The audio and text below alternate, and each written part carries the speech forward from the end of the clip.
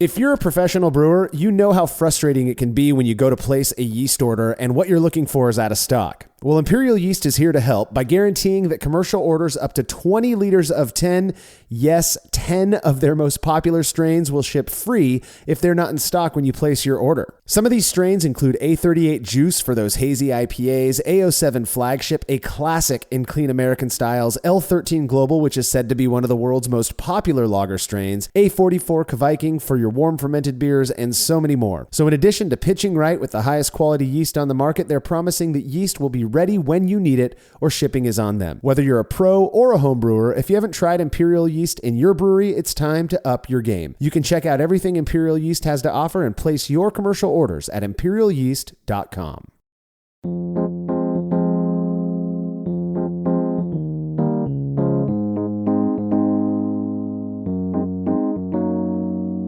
There's a pretty predictable path a lot of homebrewers take when it comes to packaging and serving their beer.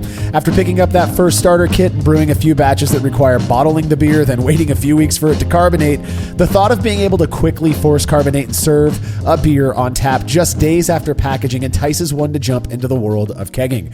While buying pre-built is certainly one option, it seems most end up building out their own kegerator or keezer by modifying a refrigerator or chest freezer. And then there are those who go the extra mile, or perhaps 100 miles is more appropriate in this case. You are listening to the Brülosophy podcast. I'm your host, Marshall Schutt, and joining me on this episode to talk about his experience building a walk-in cooler in his home garage is Brülosophy's newest contributor and a local buddy of mine, Ryan Hansen. This is going to be a good one, Marshall. Yeah, dude, I'm telling you, I'll never forget the first time I went to your house and saw faucets poking out of your back wall in your garage, and I was like, wait a minute, is that for decoration, whatever? It took me a second to realize that it wasn't. And then you gave me the tour, and suffice to say, it's one of the coolest and most pro-like homebrewing setups I've ever seen. And I'm stoked to chat about it with you today. I know you've got social media presence, and a lot of people have probably seen this Big Pot Brewing on Instagram. If you want to check out some of his setup, he takes a lot of photos and such. So go check that out. All right, if you're a fan of the show and you'd like to receive a reward for your support, please consider becoming a patron of Brülosophy over at patreon.com/Brülosophy. By making a small monthly pledge, you'll receive rewards like access to unpublished contributor recipes, unique discounts at YakimaValleyHops.com, and an invitation to a monthly live Q&A session with somebody in the brewing world. This month's guest is master mead maker and owner of New Hampshire's Moonlight Meadery, the highly renowned Michael Fairbrother. As someone from the West Coast, it's difficult to come by Moonlight meads, but I've been fortunate to have samples a number of times of their various products, and I'm telling you, these meads are out of this world. Have you ever had Moonlight mead, Ryan? I have not had Moonlight mead, but I have some good mead friends locally, so I do get to try it. Yeah, the Moonlight mead is phenomenal stuff. I feel like Michael's kind of blazed new trails there. So, and this is coming from somebody who's not even a huge mead fan. So what Michael and his team are doing at Moonlight is incredible. We're fortunate to have him as the live Q&A guest for April of 2023. If you want to be a part of it, you have to make your pledge at patreon.com/Brülosophy by Friday, April 28th, 2023, as Michael's going to be taking questions that Saturday, the 29th. All past sessions are available on our private Patreon and Facebook pages, so you can go back and watch them whenever you like. Learn more about becoming a patron over at patreon.com/Brülosophy. Another really easy way to help us out is by using the links found at brülosophy.com/support when you're shopping online. Your experience will not change at all, and we get a little kickback for the referral. And finally, if you wouldn't mind letting us know what you think about this show by leaving a rating and review in Apple Podcasts or wherever it is you listen to podcasts, we'd really appreciate it. We are so close to that 1,000 review milestone in Apple Podcasts, so thanks to everybody who's taken the time to rate and review us already. Feedback is brought to you by Clawhammer Supply, who are known for their incredible all-in-one electric brewing systems. I've brewed on both their 120 and 240 volt systems, as you have, Ryan, as well. And I'm telling you, these things are legit, efficient, easy to use with a relatively small footprint. You will not be disappointed with one of these units. Plus, the guys behind the company run a killer YouTube channel, which you can find by searching YouTube for Clawhammer Supply. If you're in the market for electric brewing gear, make sure to check out what Clawhammer Supply has to offer over at clawhammersupply.com. And don't forget to let them know Brülosophy sent you when you're checking out. That's clawhammersupply.com. All right, listener Niles Rattle wrote in with some feedback after listening to our recent Brews Views episode on glassware. Niles said, this episode made me think of a recent situation that happened while out to dinner with friends of ours. Before I get to that, I want to comment that while I'm not one to point out to people on the internet about a glass glass that's not, quote, beer clean. It's certainly something I notice in pictures and think negatively about in my head. Okay, back to my story, he says. We were out with friends at a wonderful new restaurant that we hadn't been to before and were having a wonderful time. They had a great draft beer list and even had branded proper style glassware to go with their offerings, which, being the beer geek that I am, was exciting. The first round was a perfect experience, but when my friend ordered a Trappist-style beer, the glass was brought to our table with so many bubbles on the side that I just felt like I had to say something. I'm already getting the idea of where this is headed. Maybe it was also the previous beer that helped me say something, he says. I debated in my head whether I would have to say anything to the waitress if it was my own glass, but as my friend, who isn't a beer geek, took his first sip, I decided to say something to him as well as the waitress, trying to be as nice and educational as possible while being self-deprecating as a beer snob. They were both very gracious and grateful for me sharing this knowledge with them, and the waitress brought back a fresh pour in a new glass that looked stunning. My friend commented that he could even, quote, taste the difference. There may be some objective, but probably mostly subjective differences between those beer experiences. I know you posted an article on cleaners for beer glasses for head retention and lacing, but I wondered, has Brülosophy ever done a blind triangle test in which blindfolds were used? I feel that's what would probably be needed for an experiment like this. Now, real quick to answer your question, Niles, no, we have not done an actual blindfolded triangle test comparing different types of glassware, but perhaps that's something we can get to in the future. Ryan, what are your thoughts on beer glassware and bubbles and Niles' approach to dealing with this situation that he did with his friend? Niles, I think you did it right. There's a right way to educate or talk about. I wouldn't say anything unless it was really, really scummy inside. Sometimes it could just be the rag that they use to wipe out a glass. I mean, it's not going to change the flavor, though. Yeah, I'm not entirely sure how I would do. I don't think I would have said anything. I have this little trick that my buddy Chris taught me where if I get a beer served to me, even if I'm pouring it myself in a glass and there's some bubbles on the side, if you just tap it on something hard surface, those bubbles will leave the side of the glass. Let it set there for a minute. Yep. Yeah, it doesn't, and that doesn't bother me very much. Now, if you're afraid that those bubbles indicate some form of actual contaminant or something, I get it, but really it's just for looks, I think. And so I'm not sure I would have said anything, but I do think that Niles, taking the self-deprecating route probably saved him a little bit because it can be really sanctimonious to do the I'm going to teach you something here, beer tender, right? Who serve thousands of pints a day, right. And you're this tool walking in and telling them how to do their job. Yeah, fun. We don't think you're a tool though, Niles. I actually think you took the right approach. So Correct. Good job on that. Thank you so much for the feedback. If you have show feedback, you can send it to feedback@brülosophy.com or drop us a note on social media. If you've yet to subscribe to the Brülosophy Show, our new YouTube channel, you are really missing out. That's all I'm going to say. Martin has put together something really special that we're incredibly proud of. You can find it by going to youtube.com/@thebrülosophy Show. That's the @ symbol followed by The Brülosophy Show, or you can just search YouTube for Brülosophy. Time for a quick break. When we return, we're going to be talking about Ryan's experience building a walk-in cooler in his garage.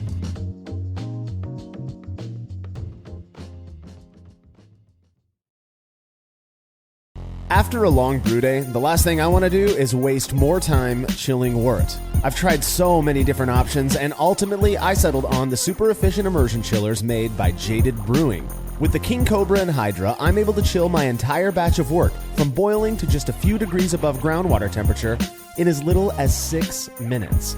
If an immersion chiller is right for your brewery, then do yourself a favor and check out all of the rad options Jaded Brewing has to offer at jadedbrewing.com, and be sure to let them know Brülosophy sent you.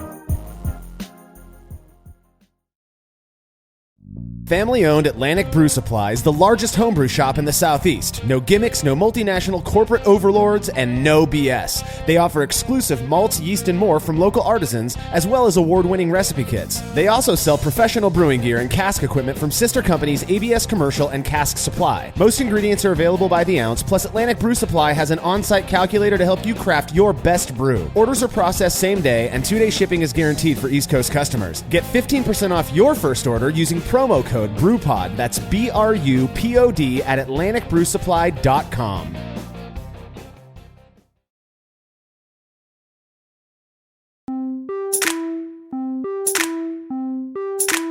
There was a time where I felt like my garage brewery / pub was the bee's knees. People would show up to my place and be astonished that I had 7 cold beers of different varieties that they could pour for themselves at a moment's notice. I even painted the top of my Keyser with chalk paint and let people draw on it while they were drinking in my garage. It was so legit in my opinion. But then I went to your house, Ryan, and my garage felt like an utter embarrassment. Now, obviously, building a walk-in cooler at home isn't something I don't think most homebrewers even have the ability to do. At least that's my presumption. I'm certainly in that camp, but we thought others might like to hear about your experience doing so, and maybe it will inspire somebody to do something similarly. Before we get into those details, I think it'd be good to hear a bit about your brewing history and what ultimately inspired you to build out one of the coolest garages for homebrewers that I've ever seen. Sure. Well, I obviously did it to just one-up you. Yeah. So that was right. it. Yeah. I started brewing about 8 years ago. I got a 1-gallon starter kit from Target that my wife got me for Christmas, and I was hooked from the very first day. Everything, that first batch was pretty atrocious, and the nerd in me was like, I can figure this out. And so one thing led to the next. I started following Beer and Barbecue Larry on YouTube, found Brülosophy, and just dove in with thousands of hours of research, upgraded my gear over the years, and here we are to have a whole brewery in my garage. A brewery and a walk-in cold box, which is the dopest thing ever. So you bought, your wife got you a home brewing kit at Target. At Target. I think it was one of the Craft a Brew 1-gallon kit or whatever it was. I was like, yeah, that sounds good. So, do you remember what it was? It was a pale ale, but it came out, I know now it was probably horrendously oxidized, and it was pretty bad, but my neighbors muscled through it with me. That's right. And I was hooked. And what year was that?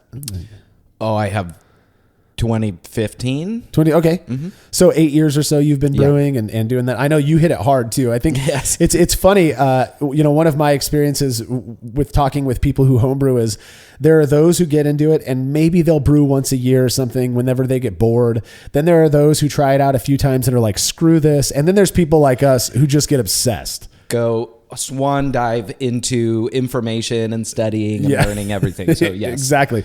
All right, cool. So obviously that first batch was bottle conditioned. Mm-hmm. I think that's the case for probably, I would have to say that 99.9% of homebrewers are getting in and they don't have a kegging setup, they're bottle conditioning. Right. But for me at least, and maybe you don't share this, but that was the worst part of brewing, was the bottling piece of it. Oh, dude, I just had to pull out my bottling gun to send some competition beers in, and I hated every single minute of it. And that's easy bottling. It took so long. That was off of a keg, already carbonated. It was absolutely miserable. And I'm like, this is why I don't do it. Oh my God. So tell us a little bit about your evolution in your packaging and serving realms. Yeah. So I started bottle conditioning, did that, ended up getting a temperature control fridge off of Craigslist and did that. I met you, but I also met the Jasons from Grayview. Ah, yeah. And as soon as I got to their setup, they also have a walk-in at their home. I was like, wait, we can do this? There's no rules? And that was where I was inspired, and they were gracious enough to give me time and energy, like watching me brew over the years and kind of correcting me when I was making mistakes. They were very gracious, still are. And that's what inspired me to kind of grow it. So my last house, we outgrew it. And so my wife was looking for something bigger so that we could fit all of our kids and everything. And I said, if we're going to buy someplace, it has to have a barn or a 3rd-car garage or something that I can turn into my brewery man cave. Because I knew I wanted to record and make courses and do other stuff in there and just entertain. The walk-in was kind of a afterthought in that garage because I really had the option of getting one of the kegerators that, I mean, they're set up, right? The column, 4 or 5 taps, way easier, but true to form, I take hobbies way too far. And so here we are, got that 3rd-car garage, and I'm looking at the corner and I'm picturing a nice big walk-in chiller, and I went for it. Dove right in. So it's funny, when we moved into this house here back in 2010, the 3rd bay which is kind of my brewery side, you can go out in the garage now and you'll see, if you look up on the ceiling, you'll see where the walls once were. Yeah. The guy who owned this place before sold medical supplies and had to keep them cool or something. So he built this small little room with an AC. Now I'm going like, man, I should have just kept that there. It would have been cool. It would have been sweet. All I have to do is get one of these things we're going to talk about in a minute to keep it nice and cold. So, well, that's awesome. Yeah. And it makes a lot of sense. Again, you started with bottle conditioning, you dove in, you knew you were obsessed. Yep. And so you, rather than just going the kegerator route, did you ever own a kegerator or a Keezer? I did. I've actually built two. Yeah. So I had one that was a really vintage GE refrigerator, just drilled through the door, added 2 taps. Sold that to a buddy of mine once I built the walk-in. Yeah. So it's still in town, and I love seeing it out in the wild, but it was a good experience. It always worked. Yeah. And it's about the same amount of maintenance as the walk-in is. It's just now I have the ability to put other things in there or store my bottle collection and all of this stuff. So cool. It's fun. Well, you mentioned the Jasons, and Jason Gray in particular is the one who has the walk-in at his place. I got to hug him last night. Yeah, so did I. It was so good to see him last night. If you're noticing my voice being a little bit gone, it's because we were at the Crow and Wolf anniversary party, which was loud, and we had to be louder. So we had a great time. And but yeah, Jason Gray, Jason Hatwig from Grayview Brewing. I know they've had some issues. I want to get them on the show for another experience episode on Going Pro. Such great guys, yeah, and they do some really unique beers. So, but yeah, that makes sense. You go to their house and you walk in that cool little bar, and I say their house, it's Jason's house with his family. But you walk in and there are 5 or 6 faucets sticking out of the wall. Yeah. Perfect little cold room back there, and store your kegs and all that stuff. So that was your initial inspiration. Walk us through a little bit about like the thought process of, okay, I'm dedicated to doing this thing now. I want to know the details. I think most people are interested in, first off, how did you convince your wife that this was going to be okay? Because my wife would laugh at me in the face. Like, you think you're going to build a whole walk-in in our garage? So I just kind of did it. So we bought the house. We bought the house, and the guy had that 3rd-car garage, and it had been like a shop. So there were some mechanic stuff and air compressors and stuff hanging off of the walls. And once that was all taken out, it was a blank slate.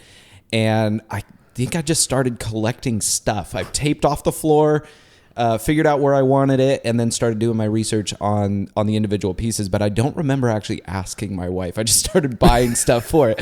But it was like, that's the agreement, right? Hey, this is going to be my brewery. So that's how that happened. Well, and the nice thing is, I would imagine one angle, at least if I were trying to convince my wife to let me do this, one angle I'd take is I don't need the fridge anymore. It's our outdoor fridge. We can store our outdoor food. Yeah, can all go in there. It doesn't just have to be beer stuff. I wish that was the case, because we still have an outdoor fridge in the other garage. So, but if there is a party or something, there's definitely that's where we store the watermelon or the coolers full of the sodas and stuff for that party.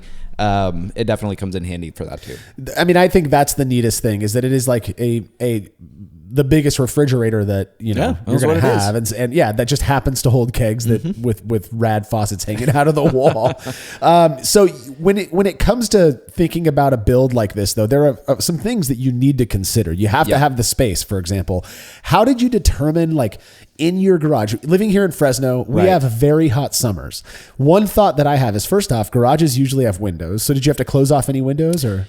I do have one window that's on the back end. I framed around it. So the window lets light into the room, but it doesn't interfere with the walk-in. That was definitely a consideration, though, because of where I put it. Yeah. That was there, so I had to build around it. Well, yeah, and then, if you go to my house in the summertime, my garage relatively 110. Well, mine stays cool because the sun shines on the opposite side of the street. Yeah. So Tim's house, which is across the street from mine, just bakes in the summertime. Yeah.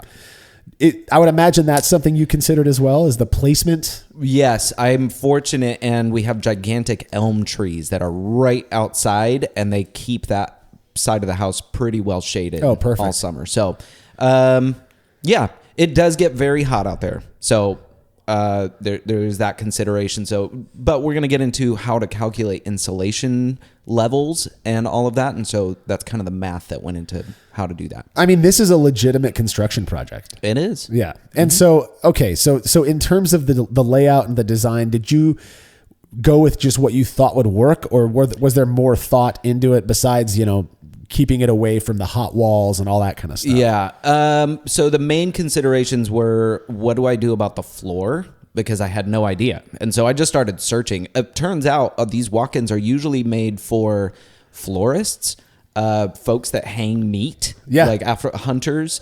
And so there's a bunch of videos out there where I just watched it on YouTube, like, oh, that's how you built it. And so almost all of them were rectangular.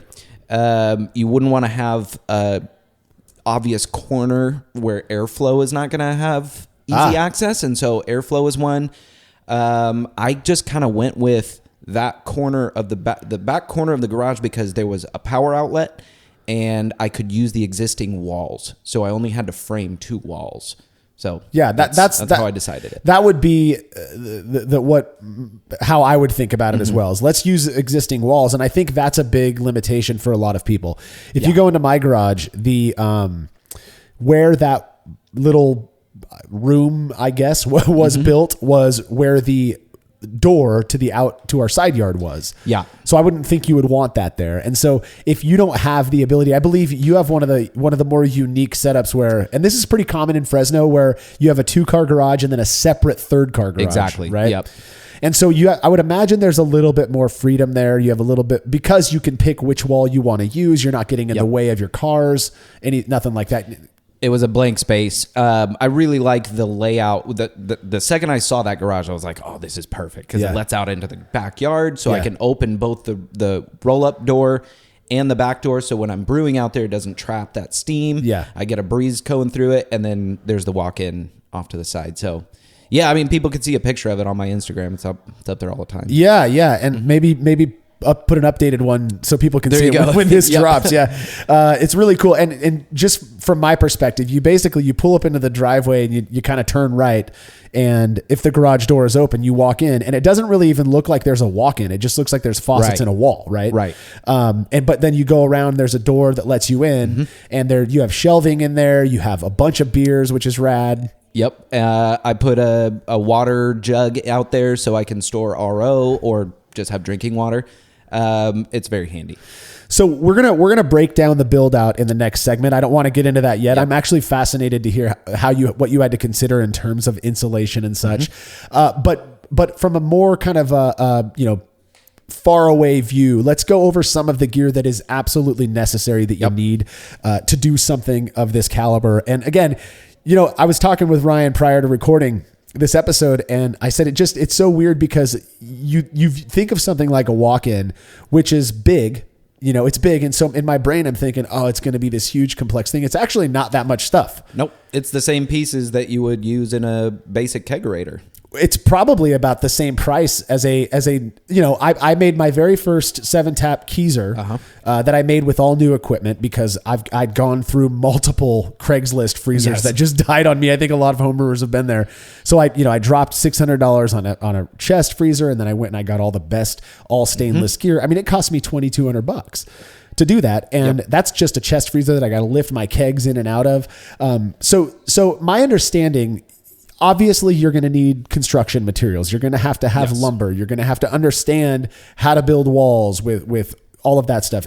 Tell us a little bit about how you figured that out. Do you have friends in construction, or did you just figure it out yourself? I do not, but I'm a YouTube warrior, and I just kind of figured it out as we went. So I don't even think I ever drew out plans for this. I just started buying lumber and putting it together. So let's just talk about it high level.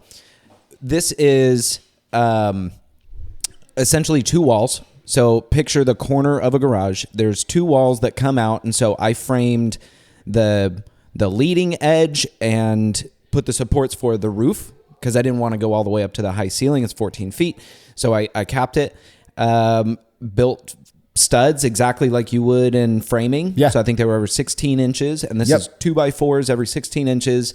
And then the bracket, I guess, for the gas manifold where all of those taps come out. So we've got the lumber, the insulation sheets, the regulators. So there's 6 individual regulators, 6 taps, the cool bot, and the AC unit. And that's all the pieces that you have to have. Those are non-negotiable. Yeah. all the same exact stuff you would need. I mean, obviously beer line, CO2 line, Yep. all of the stuff that you would need for a regular kegerator or a keezer. Correct. But in a way, it's almost easier because you have the liberty to put it wherever you want, the freedom to put these things wherever you want, because you just poke holes in the wall. And the insulation part is curious to me. Again, living here where it's very hot, I'm sure, Will is down in San Antonio. It gets hella hot down there too. Yep. You've got to be able to insulate this thing so that it's efficient, right? Is there a calculation that you did to determine what? I mean, I'm sure we'll get more into this later as well, but I'm curious about that piece of it. Yeah. So insulation is rated on an R value. So basically, you can look at the sheets of closed cell foam insulation. I'm sorry, not foam. It's closed cell insulation, and they come in big boards. These are 4x8, exactly like the size of a piece of plywood, and you cut it to size. So it goes by the thickness. The particular one that I used from Lowe's was 1.5 inches per board, and I doubled it. So every surface in that brewery or in that walk-in has 3 inches of closed cell insulation for an R value of, I believe, 20. Wow. Which, based on the calculations that I found on storeitcold.com, which is the website where you buy the CoolBot, that's what they recommended for the temperatures that we were trying to reach. I can keep that chiller at 34 degrees year-round, even in the hot summer. That's incredible. With a basic window AC unit. Yeah, and so R20-ish, give or take, just for reference, I believe your typical lumber board is like R6. Correct. Something like that, right? Yeah. And so you're really upping the insulative power of this room, which is an absolute necessity in part, one, because we get so hot here. That's obvious. So that you can keep your beer cold. But two, the more insulated it is, the more efficient it is, means that you're going to have more consistent temperatures throughout the cold box, right? Correct. Yeah. And there's definitely zones in there. And so we can talk about like there's certain tricks that you can do. In the hot of summer, I will put a little fan that rotates just down in the bottom corner to kind of keep that air in there. Yeah. And I try to not open the door as much as possible. So if I open the door, it's going to spike the temperature very fast because it's not that big. So that's one of the considerations that I do. All right. While we're talking about necessary gear, you have to have something to keep this thing cold. Yes. You mentioned the CoolBot. I've heard of this thing. Yep. I don't know exactly what it is, but I'm fascinated to learn more about it. Okay. So the CoolBot is a fantastic tool, right? I found it on the wall at the Gray's walk-in chiller, and that's where I was like, oh, that's how it works. So basically what it does is you can set a temperature on it, and it has two things. One is a probe that goes into the fins of the AC unit to make sure that it's not icing over. Okay. And the other one, you take the temperature probe out of and they teach you how to do this on their website. You take the temperature probe out of the AC unit and you wrap it to basically a little heater. So that CoolBot is heating up the thermostat of the AC unit. So it tricks it into turning back on because those window units don't go below 60. That's like the lowest temperature that they'll go to. This CoolBot is allowing it to turn on the compressor to chill way colder than it actually wants to. So, and then the probe in the fins is important because if you just had the compressor on all the time, it would ice over. And so it can sense that and it'll turn it off and say, okay. And so it just plays back and forth. The fan is on constantly in there. But the compressor only probably comes on like 3 or 4 times a day on a normal day, and it just keeps it cold. That's amazing. Is there a specific type of AC unit? You mentioned a window unit. Yeah. That's actually one of the things that I would probably do different. If I were to build another one, I would go with a mini split version. Again, the storeitcold.com website has all of the recommended units. Not all of them would work. This particular one is an LG 8,000 BTUs, I think it runs at. And so again, it's like a calculation of how big is the room, what temperature do you need it to be at, how much insulation do you need, and that's how I figured out what size window unit to get. So that was my next question. So the size of the window, it's weird because anyone who's ever bought a window AC unit, knows that you want to get the right size for your house, but you're Yes. making that adjustment on a basic usage, right? Like Correct, keeping yeah. your house at 72 degrees during the summer, or 74 degrees or whatever it is. You're using it as a refrigerator. So is that the only option people have, or are there other options? Obviously there's going to be commercial stuff out there. We're not talking about that. This seems like the most, I was talking to the Grays about it as well. Yeah. They did the same thing.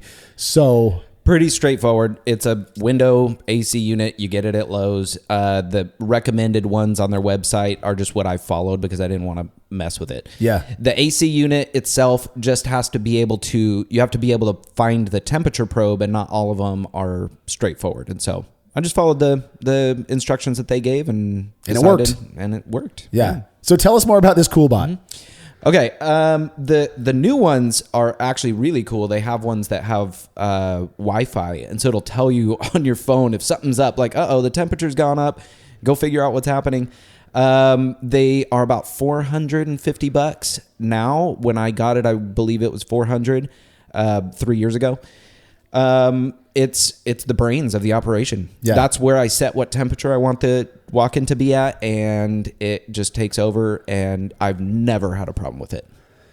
It sounds awesome. It's amazing to me that in this techie world of homebrewing that we're in right now, Yeah. that more people aren't doing something along these lines, or are using a CoolBot and building their own more convenient type of like a cold storage box, at least. Yeah.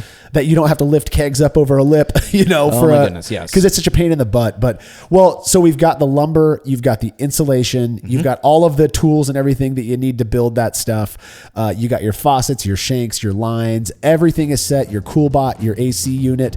Now you just got to put everything together. We've gotten through again everything that you need to do this whole thing. When we come back from this short break, we're going to be getting into your experience with the actual build, the final outcome, and some thoughts that you have after the fact. Stick around.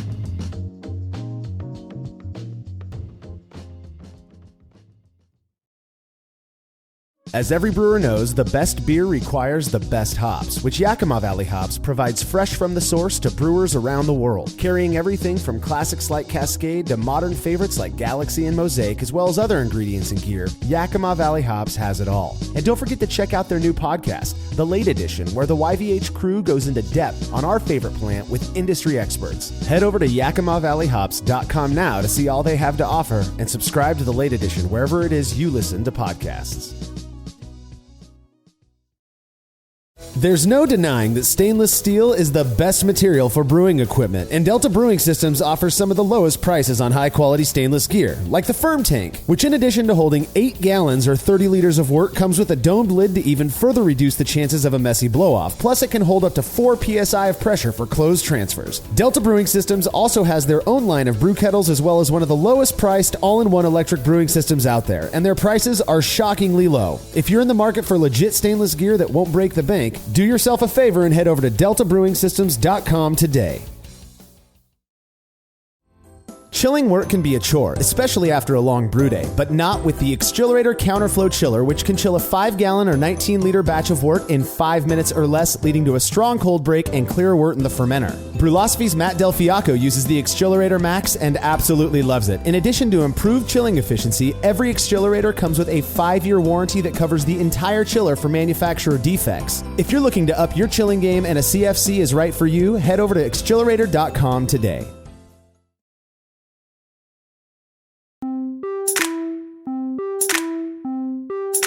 Even with my 7-tap keezer, I thoroughly enjoyed the process of planning out that build and getting everything together to do it, but that didn't even come close to the excitement I felt once I had everything in my garage and was actually ready to start putting it all together. My kids were out there, my wife was helping me out. There's just something about building things with your hands that feels really good. I have to imagine the same is true for you with this walk-in cooler build, Ryan. Absolutely. And like most home brewers, we're tinkerers, right? And so it's like, let's go figure it out. There's a lot of engineer types. Yep. And it was just fun. It was fun to put it together. Again, I don't think I ever drew anything out other than just a rough sketch so I could count out how much lumber and insulation boards and all of that I needed. So I just started. Measure twice, cut once, right? Exactly. So yeah, I mean, we moved into the house like 3 years ago in January, and within a week I was already taping off the floor and figuring out where I wanted it and putting Humpty together. It just you start from the ground up, right? Yeah. So the boards on the floor, and then I started just screwing everything together and cutting it as I went, and it was really fun. So you mentioned, and I imagine this is the case for a lot of people these days who have access to YouTube, which is an amazing resource for people who like to tinker. Oh, dude. So did you really do this whole thing by yourself? I did. It was pretty crazy fun. to me. The most complicated part was getting the insulation boards home. I remember we have a Yukon XL. I'm like, this is a big car. We're gonna figure this out. I like leaned the chairs all the way down, and I'm out there in the Lowe's parking lot like, nope, this is not gonna work. So I found somebody with a pickup truck, and I was like, hey dude, I have a 6-pack of beer waiting for you at my house. If you load these into your truck and follow me home, it's only a couple miles. And he was super gracious, didn't speak a word of English, and he totally brought him over. Oh, you didn't know the guy before? No, I just met a random stranger in the parking lot at Lowe's. So yeah, I mean, that's how like winging it this really was That's just so cool. like figure it out as we go. I had no idea what I was biting off when I started, and cutting those insulation boards, for example, is a pain in the butt. And so I definitely would have gotten some better tools and like ways of doing that. But yeah, I mean, once the frame was up and I had a roof on it, oh yeah, actually the first thing that I did was cut a hole through the wall in that garage. And so I had just moved in, don't know any of the neighbors, and I'm out there like with drill bits and hacksaws and all of the things that I'm trying to cut through this stucco wall. And like, what are you doing? Okay, fun story on that one. Once I did move in, so there's an AC unit coming out of the wall on the backside of this garage. So that's what you cut the hole for? Was I cut the hole? Okay, yes. Yeah, so the AC unit goes out. It vents into the wild. A couple of weeks go by, and some of our neighbors that were taking walks daily, this couple stopped me. I was out there raking the lawn or something, and they're like, hey, we're super curious what you did. And this was like a really funny, I was in a mood that day, and I was like, oh, I'm gonna mess with them. And so they're like, what is that for? And I could have just been like, oh, it's a refrigerator. But I was like, well, I'm a mortician. And so this is where I store the bodies until I take them to work. And she goes white. Like it was just like the delivery was perfect. I couldn't have done it better had I thought that out. But I was like, no, I'm totally messing with you. Come in and I'll show you. And you're like, it's for meth, because everybody thinks home brewers are making meth, right? All the time. Yes. All the time. So, built the frame. That probably took me a couple of weeks because I'm doing it in like, I have a day job and, you know, I can do what I can. So I'm up at night putting things together and trying to use the saw as quietly as possible, right, while everybody else is sleeping. Build the frame, put the roof on, and then started cutting the insulation cell, the foam boards in to fit the gaps between the studs. Right. And so there's really not much construction knowledge that you need to do that. It's just very, very tedious. All of the seams are covered with the silver duct tape. Yeah. So it's not duct tape. It's four lines. For ducting. Yeah. It's like foil almost. Foil exactly. tape, Where you like peel the back off and you stick it. So every surface is insulated or covered with that. I filled any gaps with the spray foam. Yeah. And then plugged in the CoolBot and wired up my AC and turned it on. That first day, I didn't even realize that the fan was going to be on constantly. I was on customer support asking him like, hey, is this like on all the time? Isn't it going to freeze over? She's like, oh no, sweetie, that's just the fan. You'll hear the compressor kick on when it does, and it's really not going to be on that often. And so one of the concerns that I had was how much power is this thing going to actually use? Yeah. Negligible. Really? I've gone a month without using it. Like I basically had to clean everything out. I had no beers on tap. We were going to go on vacation, and so I just unplugged it and left it open so it could air out, and did not notice a big difference. So since then, we've added full solar on our roof, so that offsets the cost anyway. But it really doesn't use that much power. I can clearly save my brew days because I'm using electric kettles. And there's a spike on every brew day. but that the window unit just doesn't consume that much. That was going to be one of my questions, because for those who are familiar with California power electricity usage, it ain't cheap. We'll just put it that way. I think a typical summer day or a summer month will cost somewhere for a house our size, $600 to $700 a month, maybe. Easy. If you don't have solar, yeah, it's wild how expensive it is. And so a lot of decision making is influenced by how much more is this going to cost us per month, and the fact that it's negligible. Now, of course, like you, we've got full solar, but you still can track. And with our you have a 240 volt claw hammer as well. Yep. When you brew it on that thing, you see the spike. So my concern was, if you've got an AC unit running all day long, but if it's only kicking on 3-4 times a day because of good insulation, then yeah, it would have a negligible. Yep. The fan itself is, I mean, just running like a regular 110. It's just a fan, yeah. Yeah. So, yep. That is rad. So the build out was just you. I imagine at some point you had friends come over and help you pick stuff up, maybe, or maybe not. Yeah, they'd come over, especially if I had to, like, I have let's call it a decorative wall on the front. And so, yeah, I needed help with somebody holding it so I could screw it in. But yeah, almost all of it was just me tinkering out there and figuring it out as I went. So you did all your own drywall. There's no drywall. So the wall of the garage itself just needed insulation pushed up against it. Then you've got the studs with the foam insulation, and I put just plywood on the front. So there's a liquid barrier. So it's basically a plastic tarp. Yeah. Closed it off with plywood, and then I put a decorative, it looks like bricks. Yeah. As the decoration. I didn't know that was just plywood on the outside. Okay. Yep. Was there a reason you wouldn't go with drywall for something like that, or? The moisture. That's what I figured. Yeah. There's drywall that's made to be moisture resistant. That's like what you would use in a bathroom or whatever. But no, this is just plywood. I guess there's really no need for sheetrock or whatever. I'm trying to make it look pretty. Yeah, but it does though. It looks very nice. On the outside. The inside, you can see the cell, and I could close that off, but I kind of like being able to see if there's cracks or any kind of like mold spores that are building up or something where I can just wipe it off, and so I decided to leave it bare bones. So I'm guessing that there are a lot of people listening right now who are saying, yeah, this is all great, but he must be rich. He can build one of these. Now, we are fortunate to live where we live and to have jobs. No one's denying that. You know, we're able to afford homes that have garages and such. But this build out sounds like it'd cost a lot of money. Can you break down some of the costs? And understanding that you did this 3 years ago, prices of everything have gone up. So let's just tack on another 15% or whatever. But what was it for you? So before the world went crazy, I did a kind of a mental breakdown of how much all the pieces cost. So let's just go through. The CoolBot itself is about $400, $450. There's different options. Mine is the super basic. It's red. It doesn't have Wi-Fi or anything like that. The AC unit was probably another $200.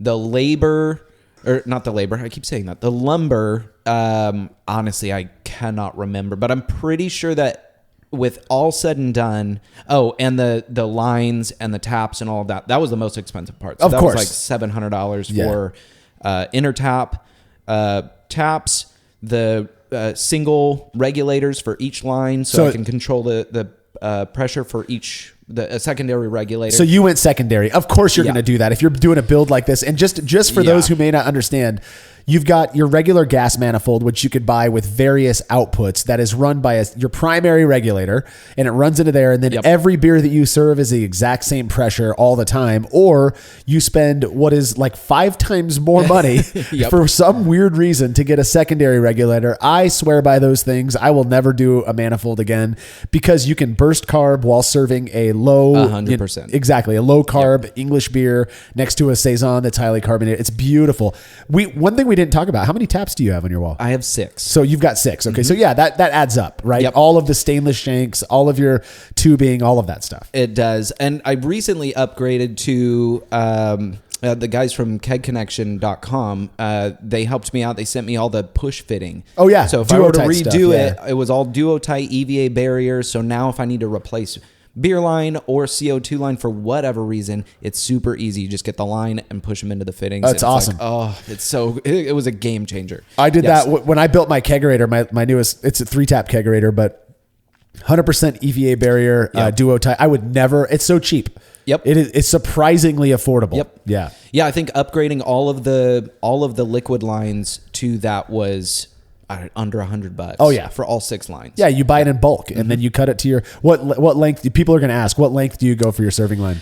I do 15 feet. Okay. I like that distance. It does have to go, it wraps around the back wall, so it needed to be long anyway. That probably would have been about 10 feet if I went directly to the kegs.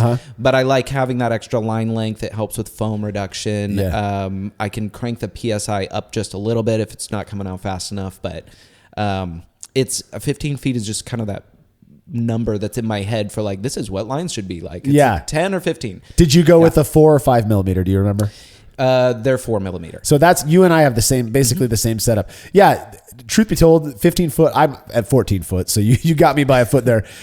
It does pour slow, but I will take a slow carbonated pour with no foam over an over foamy pour all day long. So I do the same thing. I've heard with the 4 millimeter, you could go as short as like 6 foot and it'll still pour great. But I like my experience with the longer lines. Yeah. It doesn't cost anything more. It's a couple cents. Yeah, exactly. So it sounds like the build out in general is pretty simple. It was mostly you doing it by yourself, which is, no offense, Ryan, but if you can do it, I think most of us could probably do. Would you agree? I'm not 100%. Yes. I've worked construction and I think I still would have called my uncle over to help me out to doing this thing. And the fact that you just did it by yourself just goes to show, you're not running power. You're not working with electrical. You're not plumbing. You're basically just framing. Yes. So I was fortunate. My father-in-law taught me everything that I needed to know for basic woodworking projects. So I know how to use a compound miter saw. There was no routing or sanding or anything fancy about this. It's just cutting the boards to the size that I need them to be. And then the insulation, you just use a razor blade. So like a X-Acto knife to cut it, and then you break it right where you need it. Yeah. So it is a simple project. Yeah. And while the room is, looking at a refrigerator or a chest freezer, you're like, that is awesome. It's big. It's not a big task, really.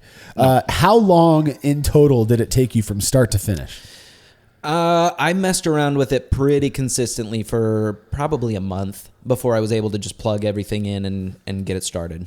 That's not bad. No. That is not bad. No. And the fact that you did it by yourself, there's that joke, and it's a true joke about construction that they tell you it's going to take a month, it'll take a year. And it'll be more expensive and all of the things. Yes, that's how this ended up being. Oh, really? I way underestimated how much it would actually cost. It was when I put the secondary regulators and the inner tap shanks and everything in the cart, and I was like, I'm gonna be in trouble. So, that's where the wife was like, hang on here, brother. Yep. So what was your total cost? Do you recall? If I had to build it all, I probably came in right about $2,000. I get that that's a lot of money. That is, my first 7-tap Keyser was $2,200. They're expensive. Even a little like a Comos kegerator, you're looking at like $600 to $800, and I have 6 taps now, and the ability I could just wheel a whole fermenter in there and cold crash by just walking it in and leaving it in there. So it's so cool. The convenience is really, really nice. Well, and let's spend a minute talking about the, you think of a cold box, at least in the way that you've got it set up. Yeah. My brain automatically goes to how rad that you don't have to pick up kegs. You can walk them in and out, but it serves so many more purposes than that. I know that you've got shelving in yours, just like pre-built shelves that you buy at Costco or whatever. Totally. Yep. That you can keep beer on, you keep watermelon on, like you said before. It looks like a homebrew shop because I have about 50 pouches of imperial yeast. All of my hops live on those shelves. I've got storage for, fruit flavorings or adjuncts or whatever else. They all just live out there. And then whenever people come over, I tell them, like, if you're going to drink my beer, you got to bring some beer. Hell yeah. And so I'm like, bring whatever your favorite beer is. And I just keep it in there. So I always have a pretty good variety. Yeah. Yeah. Oh yeah. I've been in there. It's a variety that I think is really admirable. I have a Coors Light that's probably been in there for 3 years. I'll take care of that for you. I'm going to load you up with some Miller Lite because that's we're trying to get them to sponsor us. That's nice. What lessons did you learn along the way? I'm curious. I would definitely do it again. But I would do the AC unit different. I would go for a mini split. I think that they're easier to service. And right now, the AC unit that I have is basically, it's stuck there. It's not easy to remove. There's spray foam sealing up the gaps. And so I can't really get in there as much. I'd like to be able to pull a whole thing out, service it like very thoroughly once a year. Or if it dies, replace it. So it's going to be an actual like effort for me to do that if it does die one day.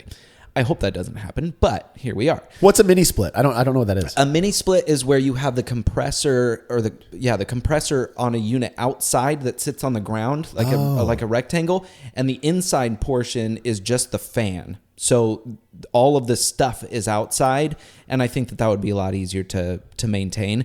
And I do have some condensation issues. So like during this, right now, it's been super rainy. Yeah. There's just a lot of moisture in the air, and so that condensation builds up on that AC unit. And a mini split, I don't think that I would have that same problem. It would also be up high, pointing down, whereas mine is coming out, it's about eye level, and I think it would just be more efficient.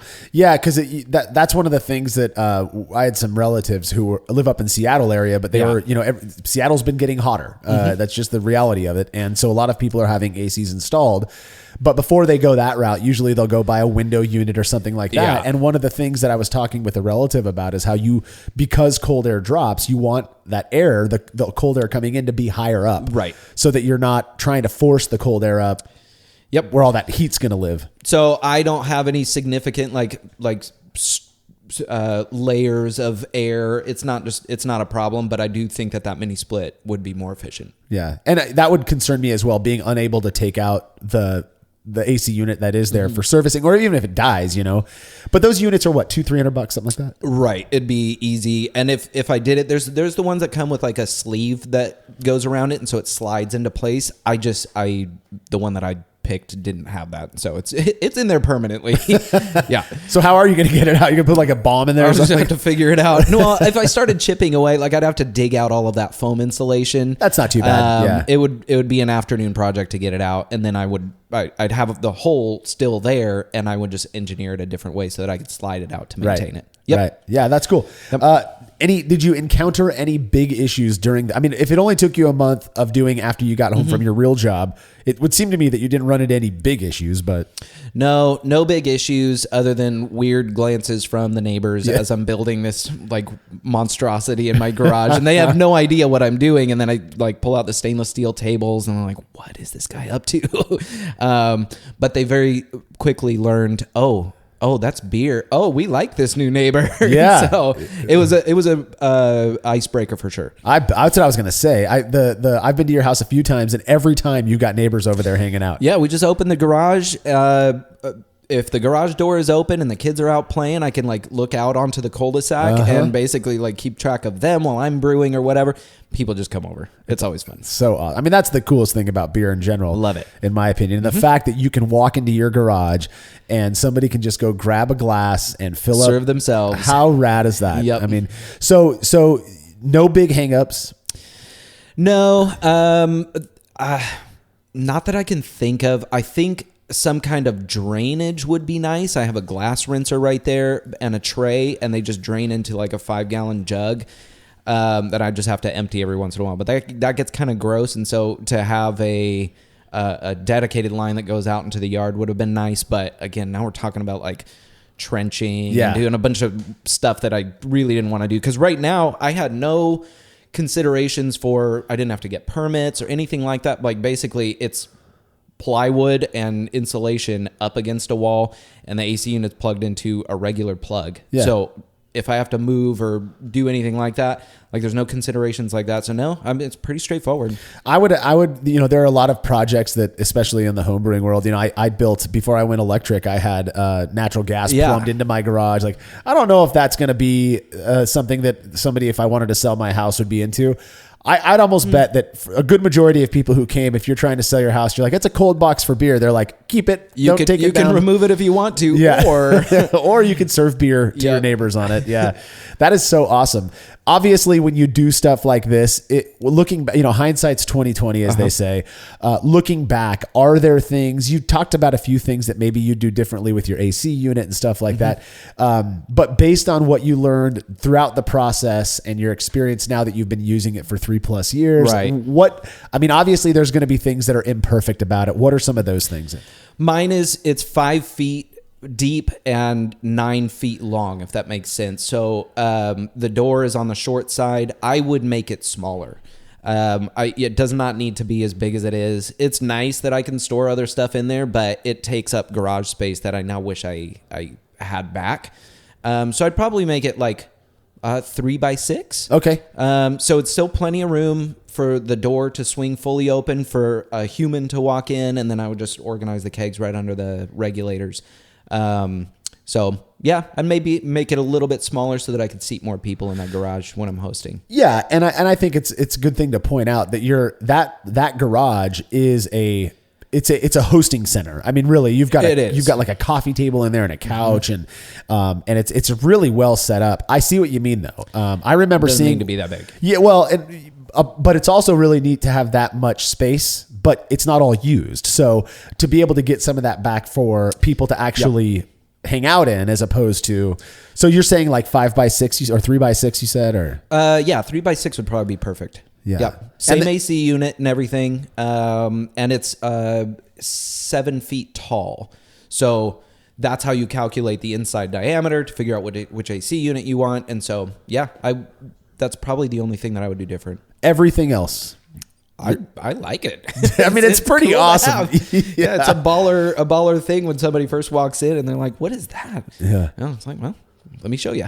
My first when I walked in the very first time, this was right after it was built. Yeah. And I walked back there and I saw the taps out of the wall and I was like, either it's decoration, which would be cool decoration. Yeah, it would be cool. Expensive, but cool. Or you did the thing where you had the keyser behind a wall and it was, but you just wanted to be clean and you're like, oh, you got to come check this out. And you opened the door to your cold box and I was like, this is legit, dude. Oh man. And when it's hot out there, like say you're sweating out there by the pool and it's just not cutting it, you just go stand in there for a couple of minutes and it fixes it real quick. Yeah. It gets hot here. That's for sure. And brewing in the summertime in Fresno, you have to be very dedicated. When it's 110 degrees outside and you're lighting up your electric kettle and buckle up. Buckle up. It's gonna be a long day. and again, just for perspective, your brewery part of it is on the wall opposite of your cold box, basically. Yes. Oh yeah. Actually, that's a cool point that I forgot to mention. When I first built this, I didn't have a glycol chiller, and so I kept a Brute trash can with water in it inside that walk-in, and I put the little pumps to recirculate for my fermenters right out of that. So there's still a hole for where those lines came through. The water got moldy and I didn't like it very much. And so I decided to get a glycol chiller. But if you do not have a glycol chiller, you can just put cheap vodka in a bucket and keep it in there and it'll be just as good as glycol. Yeah, it works really well, actually. You're not the first person I've heard of who's done something similar. Yep. And it does the trick. I mean, if you're trying to maintain 66 degrees Fahrenheit or 19C, I mean, that's going to do the trick very quickly. Yep. And the kits that came with the Flex Plus fermenters, they have the line, they have the little pump, and they have the heater on the fermenter so that water would just cycle through the coils and everybody's happy. Yeah, it's awesome. It's awesome. Well, here at Brülosophy, we tend to shy away from giving direct advice for various reasons. But in this case, given how big of a project building a garage walk-in cooler really is, you probably have some tips others might find helpful. I know we've gone over a few already, but just to be a little bit more direct about it, is there anything in particular you think people planning on doing something like this should keep in mind as they plan their build? Account for your shopping list before you start the project. So if I saw that it was going to be $2,000 total, I maybe would have gone a different route. But once I started, it was too late. So it's like, well, nope, I'm gonna ride this out, and I didn't get in trouble for it. So yeah, there we go. But $2,000 again. If you're building a keezer from scratch or a kegerator from scratch, my kegerator out here cost me $2,100, and it's an $800 brand new black refrigerator plus all the parts and everything I needed. After taxes and everything, you're right up around the same thing. The taps and the regulators are exactly the same ones that you'd use for any build-up. So, I mean, just account for that. And, I mean, the ease of use is awesome. Yeah. Yeah. It's awesome. Well, Ryan, I think that about covers your experience building a walk-in cooler and my experience being envious of you. It really is amazing. Is there anything else you'd like to share before we wrap this up? No, I'm really glad that we got this one recorded because I do get a lot of questions about it. And so now I have somewhere where I can send people to go, listen to it. But if there are questions, I'm happy to help anybody out if they have questions, if they want to build their own. Perfect. That's Ryan at Brülosophy.com. Don't forget also to check out our podcast, The Brew Lab, where host Cade Job takes you into the lab with brewing experts to discuss the fascinating research they've done on our favorite beverage. And remember to head over to Brülosophy.com to stay current on everything we're up to. The Brülosophy podcast is made possible by the generous support of our sponsors as well as all of our rad listeners. We seriously could not do this without you. Cheers to everyone who has subscribed and left a review of our show. It makes a huge difference. If you haven't yet, please consider doing so. Head over to Brülosophy.com/support to view a list of ways you can easily help us to continue producing this podcast. If you want a reward for your support, visit Patreon.com/Brülosophy. Thanks again for listening. We'll be back next week with another episode of the Brülosophy podcast. Until then, think beer. Start off the morning with some hot tea, lemon and honey cause it soothes my throat. Put some herb in the bowl, yeah, it's homegrown. Ain't gotta go through the middleman no